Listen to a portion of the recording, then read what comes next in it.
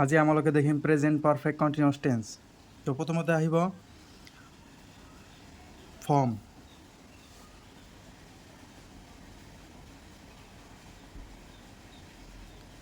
তো present perfect continuous টেন্সৰ form কি হৈছে? ফৰ্ম হৈছে ছাবজেক্ট প্লাছ হেভ বা হেজ, যিকোনো এটা হ'ব। তাৰপিছত এটা বিন আহিব এক্সট্ৰা,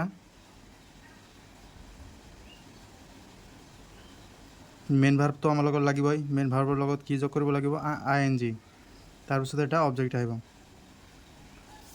সদায় মনত ৰাখিব, মানে যাত পাৰফেক্ট আছে, যিকোনো ঠাইত যদি পাৰফেক্ট লিখা থাকে, পাৰফেক্ট টেন্সত সদায় কি আহিব? V3।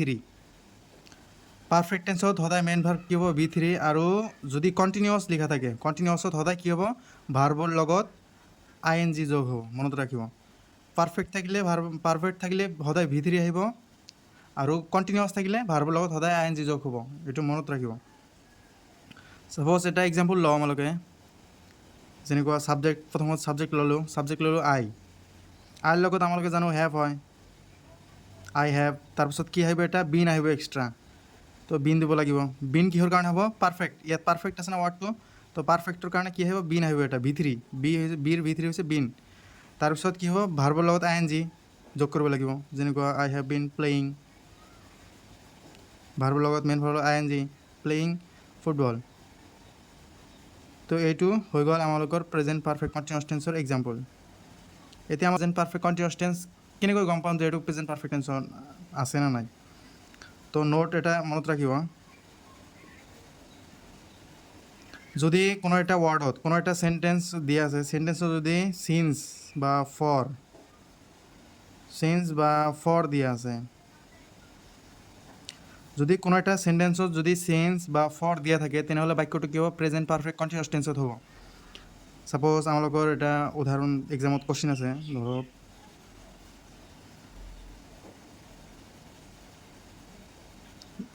ধৰক দি আছে ৰাম ৰাইটিং, ভাৰ্ব দি আছে Ram write a letter for 5 minutes.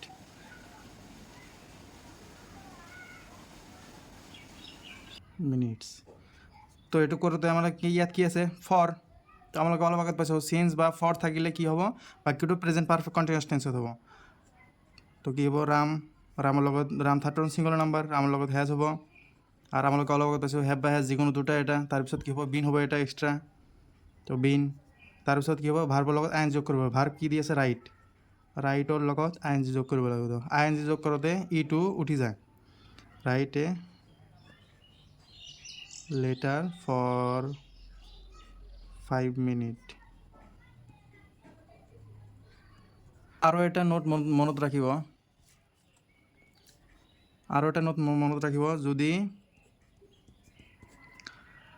যদি যিকোনো এটা চেণ্টেন্সত যদি দিয়া থাকে যদি কোনো এটা বাক্য দিয়া থাকে নন কনক্লুচিভ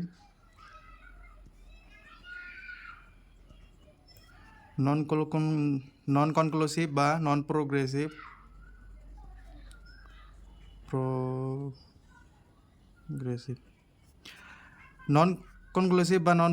ভাৰ্ব দিয়া থাকিলে সেই ভাৰ্বৰ লগত ING যোগ কৰিব নোৱাৰোঁ, যেনেকুৱা সি, হেয়াৰ, স্মেল, লাভ,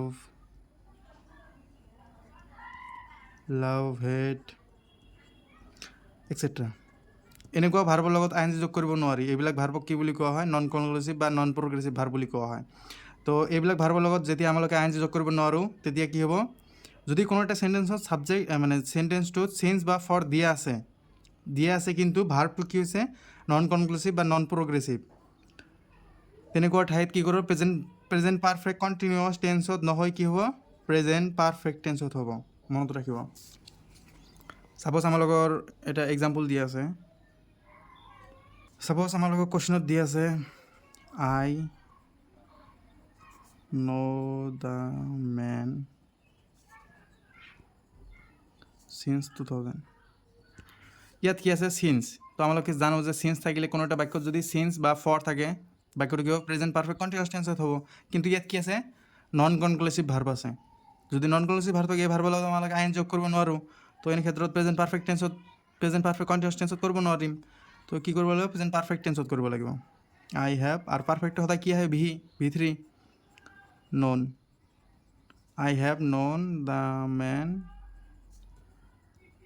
since 2000 এনেকৈ আমালোকৰ প্ৰেজেণ্ট পাৰফেক্ট টেন্স কৰিব লাগিব প্ৰেজেণ্ট পাৰফেক্ট কণ্টিনিউৱাছ টেন্স তো আজিলৈকে ইমানখিনি থাকক